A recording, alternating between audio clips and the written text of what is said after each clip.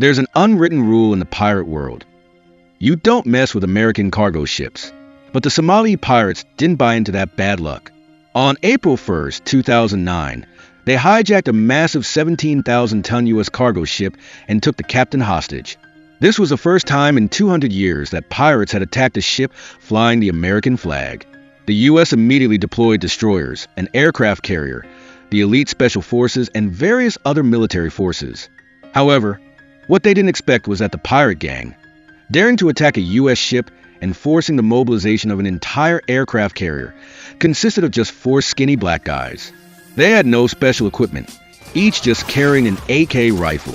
This movie is based on this actual event. The reason why Somali pirates can act so boldly is due to the recent constant civil wars in Somalia, which have weakened the country's government. To crack down on these pirates, other world powers didn't want to get involved, using their powerful navies to deal with these Somali pirates, who are fishermen by day and pirates by night, is like using a cannon to kill a mosquito. It's just not worth it. Somalia has a special geographical location, the sea route that international cargo ships must pass through. This not only gives the pirates countless targets to prey on, but the complex sea environment also makes it easy for them to escape. That's why in Somalia, even kids under 18 are already seasoned pirates. Even though they're just regular villagers, they've been trained to shoot guns since they were little, and they grow up with guns in their hands. Every time they go out to sea to loot, they're excited, because they know that if they succeed just once, they can change their lives. That day, the cargo ship Alabama, packed with goods, was approaching Somali waters. Captain Phillips carefully checked everything on board. With pirate attacks getting worse in recent years, he decided to hold an anti-piracy security drill. If they ran into pirates, their job was to protect the ship and then quietly wait for backup. As soon as he gave the order, the first mate hit the security alarm. Hearing the alarm, the crew members immediately jumped out of bed and returned to their defensive positions, their eyes clearly showing fatigue and reluctance. They had already done countless security drills like this. From the crew's perspective, all of this was pointless. While everyone was reluctantly going about their duties, Captain Phillips suddenly spotted 2 strange vessels on the radar in the wheelhouse, approaching them at an alarming speed. With his seasoned experience, Captain Phillips immediately recognized the danger.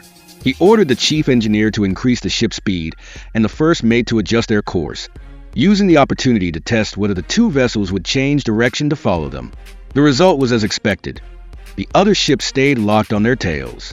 Realizing the danger, the captain quickly issued an emergency alert, turning their drill into the real deal. Everyone immediately returned to their positions. To avoid getting hijacked, he frantically called the U.S. Maritime Administration for help, but their line was always busy. He then called the UK Maritime Trade Organization, but they just brushed him off, saying, "Those 2 small boats are probably just local fishermen. Don't make a big deal out of it." Hearing this, Captain Phillips was both furious and helpless.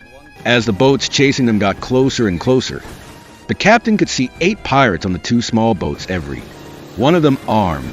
They were cheering as if they were already celebrating their victory. Seeing this, Captain Phillips told the chief engineer to remove the engine speed limiter and crank it up to the max. But because the cargo ship was so massive, even at full throttle, it was no match for the speed of the chasing speedboats. In this moment of desperation, Captain Phillips had a brainwave. He grabbed the radio, pretending he'd made contact with the U.S. Navy, and answered back in a fake Navy voice, saying they'd immediately send armed forces to the rescue. Surprisingly, this little act of his work, the pirates, who were eavesdropping on their conversation, couldn't tell if it was real or not at first. One of the small boats even got scared, turned around and fled. The pirate leader on the remaining boat was Muse, a cunning guy. After not detecting anything unusual, he led his gang to speed up and chase the cargo ship again.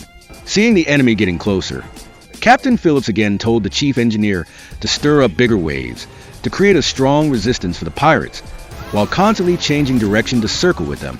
Finally, after a few rounds of this, the pirate boat's engine couldn't take the pressure, lost power, and stopped in the middle of the sea.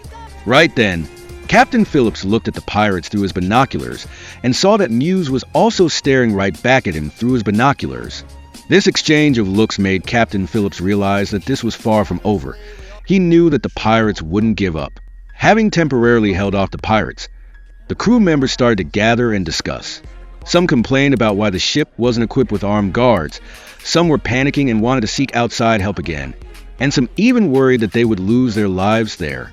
Captain Phillips stepped in to reassure everyone that the most important thing right now was to stay calm and be prepared to fight back with everything they had. Someone suggested that they should sail another 100 nautical miles, and that way they would escape these pirates.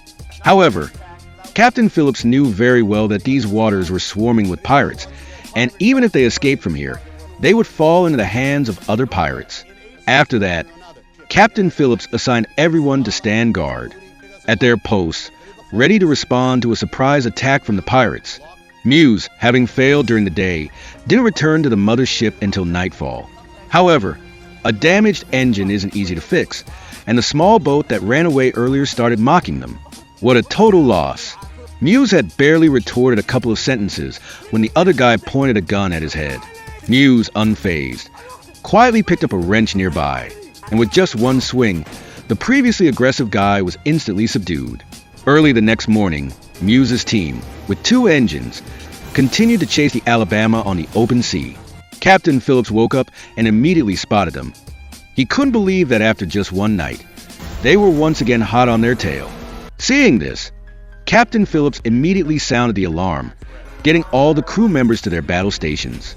He then made an emergency call to the maritime authorities for help, and at the same time, pushed the ship's speed to the max, trying to shake off the pirates. Captain Phillips repeated the tactics from the previous day, hoping to once again shake off the pirates.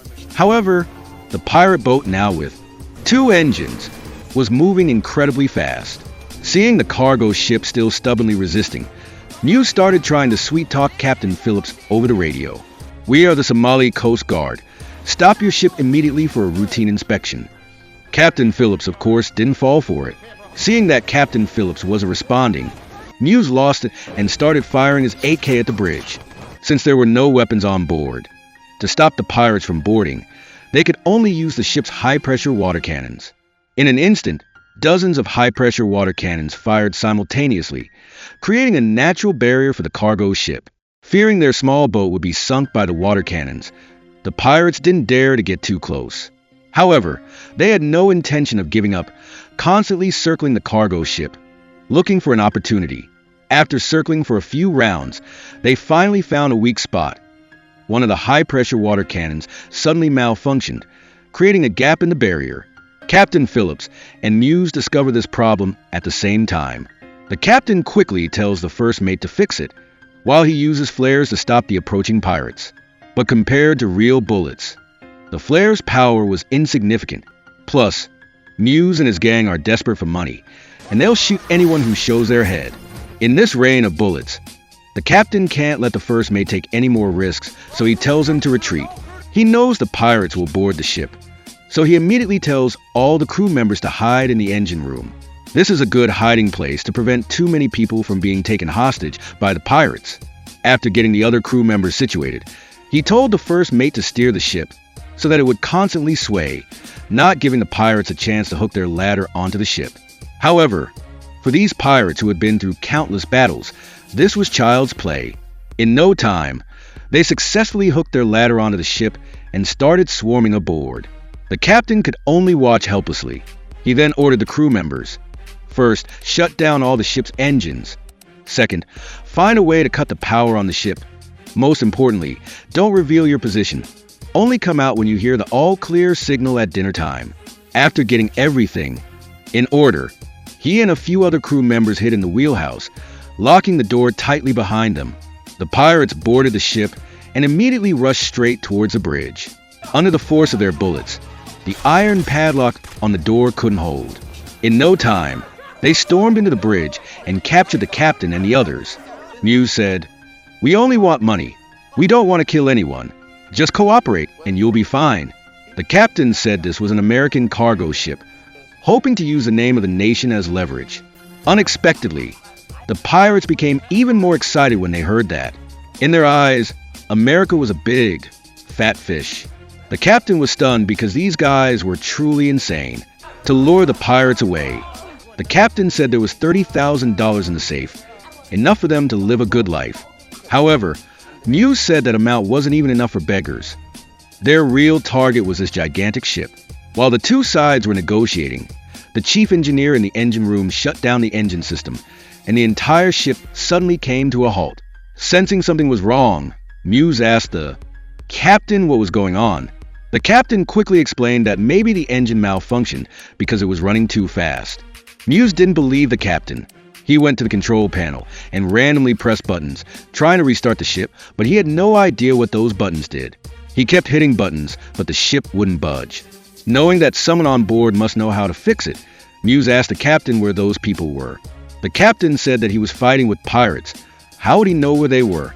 Muse ordered the captain to call all the crew members back, under the threat of the gun.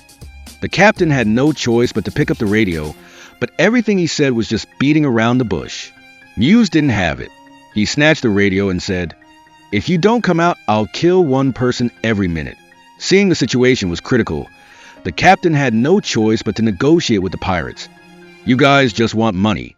If you kill someone, you'll be in deep trouble." Muse thought for a moment and then said, "If that's the case, then let me find those people." Having no room to bargain, the captain had to lead the pirates on the search. However, he was still very sharp when it came to talking about the search route. He secretly turned on the radio to notify the crew members who were hiding elsewhere.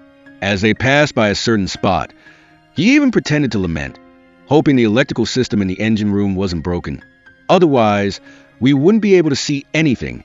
The people in hiding heard him and instantly understood what he meant. They then immediately arranged for someone to cut the power.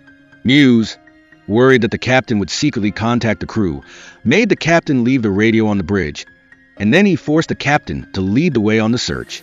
Along the way, the captain kept reassuring the pirates, saying that he also wanted to see his crew members again. He intentionally led the pirates on a roundabout path, hoping to buy some time. Unexpectedly, Muse accidentally saw a structural diagram of the ship on the wall. He was an experienced guy, and just by glancing at it, he realized that the engine room was the best place to hide. He immediately told the captain to lead them to the engine room. The captain was startled when he heard that, but he quickly thought of a way to stall. He pretended to be calm and said that the engine room had no windows and was hot and stuffy, so it was better to get some water from the galley first. Muse agreed to his suggestion. When they entered the galley, the captain enthusiastically introduced everything inside. At this moment, a crew member carrying supplies walked by. Hearing the noise, he quickly hid. The captain saw the neatly arranged water bottles on the floor and instantly realized someone was hiding there. He intentionally delayed the pirates' search, saying that they shouldn't go into the engine room barefoot in case they got cut by broken glass. Then he led the pirates towards the engine room.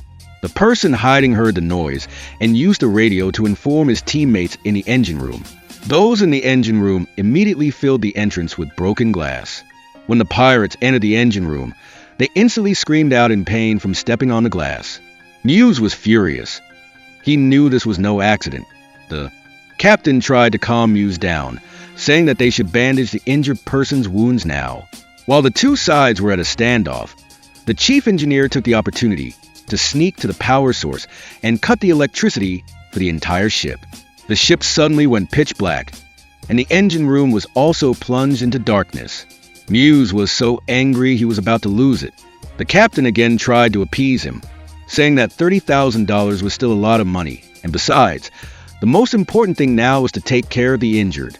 Seeing his man bleeding nonstop, Muse had to suppress his anger. He ordered one of his men to keep watch on the captain, while he led the others to search for the rest of the crew. As the captain and the guard left, the people hiding in the darkness immediately rushed out and subdued the guard. At this moment, the radio in the bridge crackled to life. The crew members said they had captured the leader of the pirates and wanted to make a trade for the captain. Without their leader, the pirates immediately became panicked and scared. Captain Phillips saw that the situation had taken a turn for the better, and he quickly promised them they could take the lifeboat and leave safely. As long as they left quickly, they could also take the $30,000. To save their boss, the pirates had no choice but to temporarily agree. So, both sides escorted their hostages out to the deck. Since none of the pirates knew how to operate the lifeboat, They demanded that the captain teach them.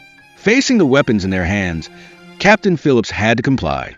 However, as soon as he finished teaching them and was about to leave, with just a look, the henchmen immediately knocked Captain Phillips unconscious. Then, they quickly started the lifeboat and sped out to sea. By the time the crew members realized what was happening, the lifeboat was already far away. They hurriedly restarted the cargo ship and used the signal to determine the captain's approximate location, while also reporting this emergency to the maritime authorities. This time, the maritime authorities finally took the matter seriously. They immediately contacted a nearby anti-piracy destroyer that was on patrol. The pirates planned to take Captain Phillips back to Somalia to demand a ransom. The destroyer's mission was to intercept the lifeboat before it returned to Somalia. Upon receiving the report, the destroyer immediately changed course to carry out the interception. As for Captain Phillips, he was also aware of his dangerous situation, knowing he had become a bargaining chip for the pirates. Because the lifeboat's draft was too shallow and it was going against the current, the pirates' movement was very slow.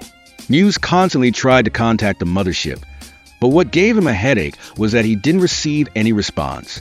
However, when he saw the Alabama following behind, a smile couldn't help but appear on his face.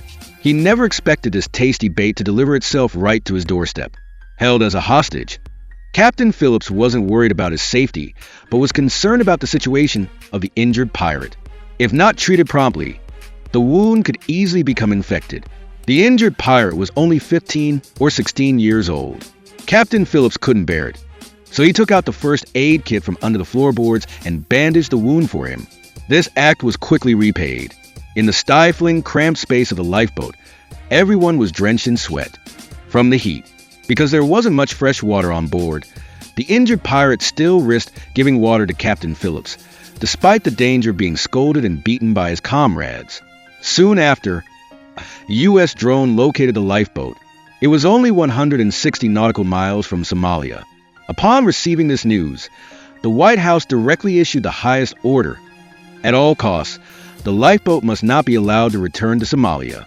In other words, if the captain could be rescued, that would be best.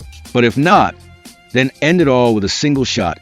Even if the captain was sacrificed, it must not affect America's international image.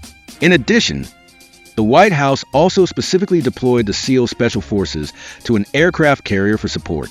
If the destroyer still couldn't rescue the captain, they would directly take over. As for Muse, he finally made contact with the mothership. However, the response he received left him utterly astonished. Because your actions this time were too hasty, either find a way to bring the captain back yourselves or die at sea. Faced with this abandonment, the pirates felt incredibly despondent. The atmosphere at this moment was like a sweltering summer night, making it hard to breathe. At this point, the fresh water on the lifeboat had also run out. The pirates had no choice but to break the windows to make themselves a bit more comfortable. After the situation calmed down a bit, Muse took the initiative to talk about his past. Last year, he had hijacked a Greek cargo ship and received a $6 million ransom. This showed that although they were abandoned by their superiors, they still held on to a glimmer of hope. This made Captain Phillips very puzzled. If they had earned so much money last year, why risk their lives at sea now? This question completely broke the pirate spirits. Turns out, every time they get money from a heist, they have to hand it over to the local warlords.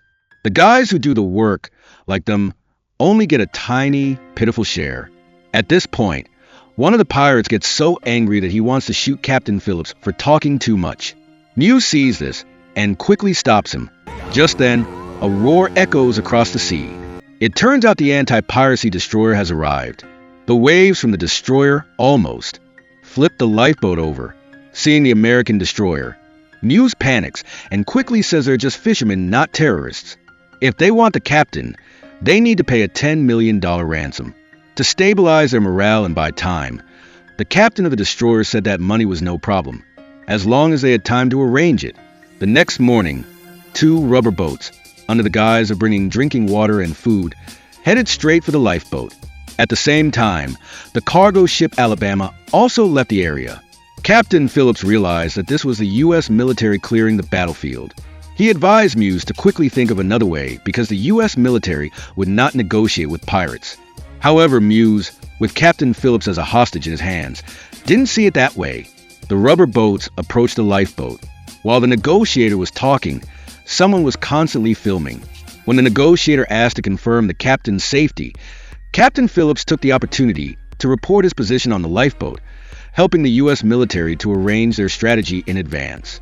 When he found out that the rubber boats only brought drinking water and food and no money, Muse immediately became furious. The pirate guarding the captain even fired a shot right by his ear, fearing that the pirates would get too agitated and harm the captain. The rubber boat quickly returned to the destroyer. Since there was no money, Muse decided to go to Somalia first and then talk about negotiations. At this time, the lifeboat was only 12 hours away from Somalia. Although the aircraft carrier had arrived, the SEAL team wouldn't be able to get there until nightfall. Seeing the tense situation outside, Muse kept muttering, "Everything will be fine. When I have money, I will go live in America."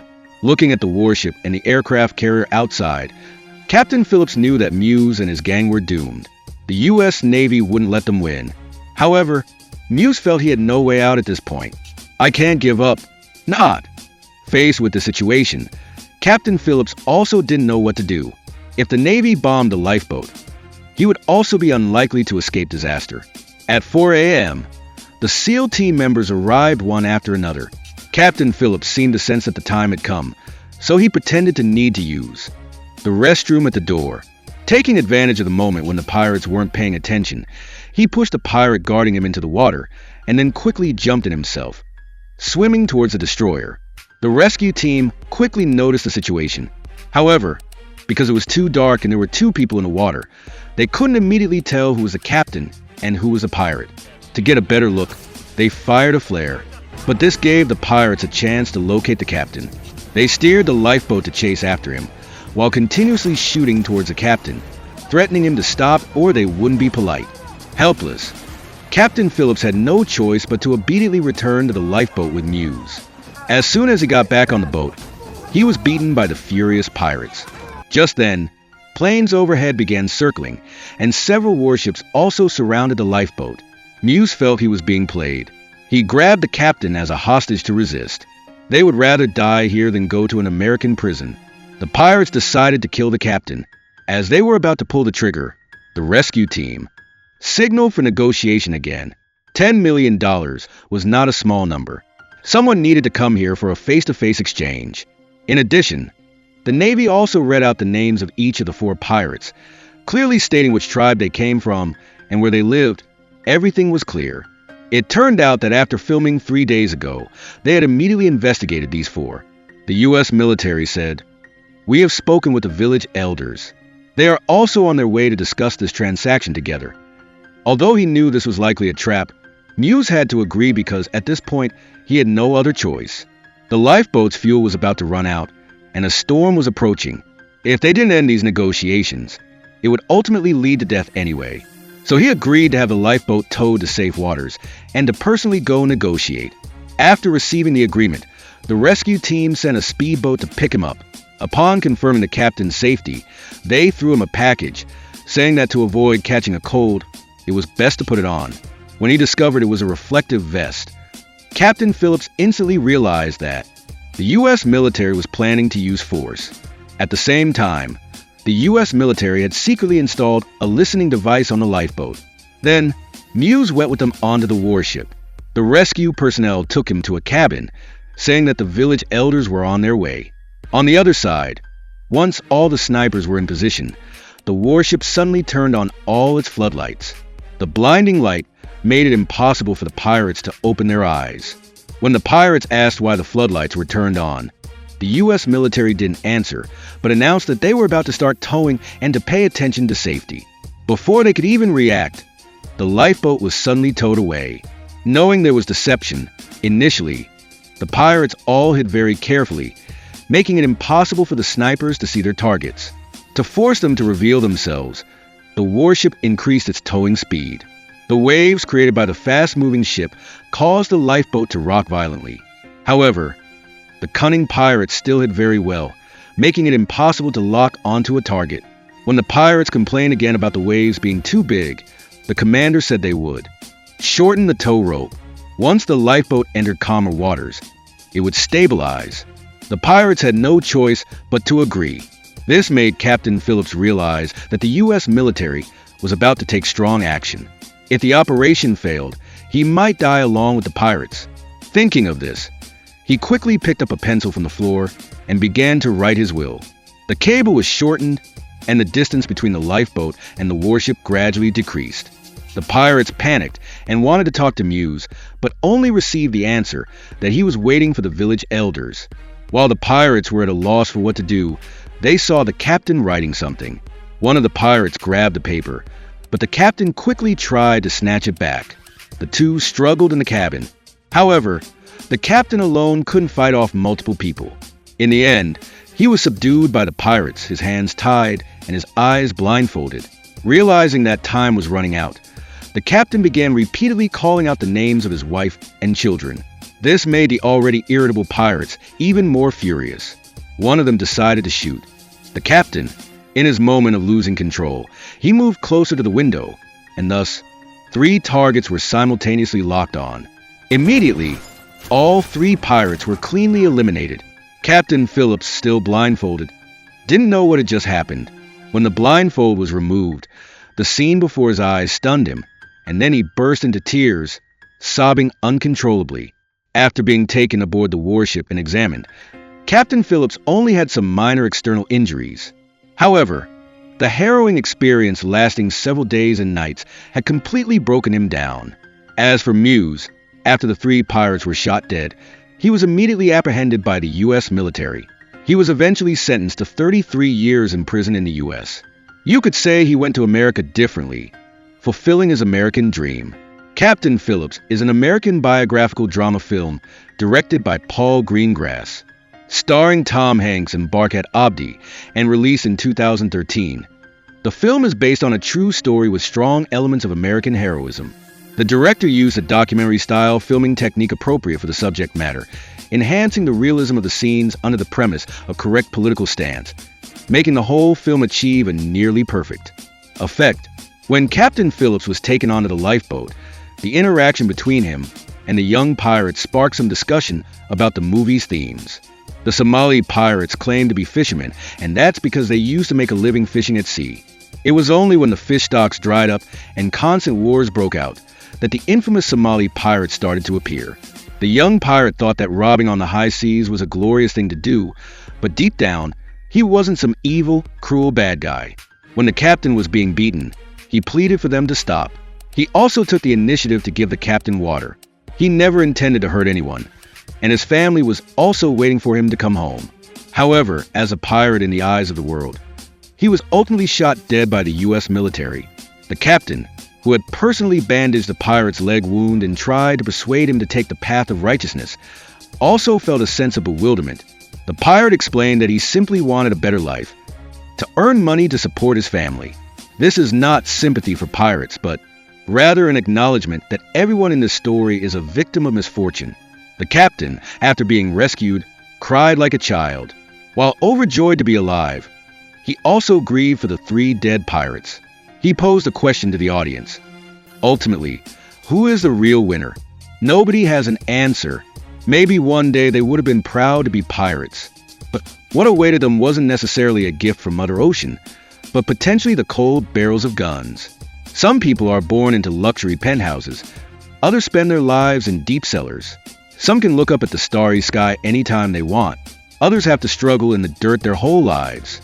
On this journey of life, we are all Somali pirates, forced to compromise because of life's circumstances, while bravely chasing our dreams. A film's value lies in its acclaim, and a film review's value lies in the insights it offers. That's it for today's story. Thanks for watching. What did you think of this movie? Let me know in the comments below.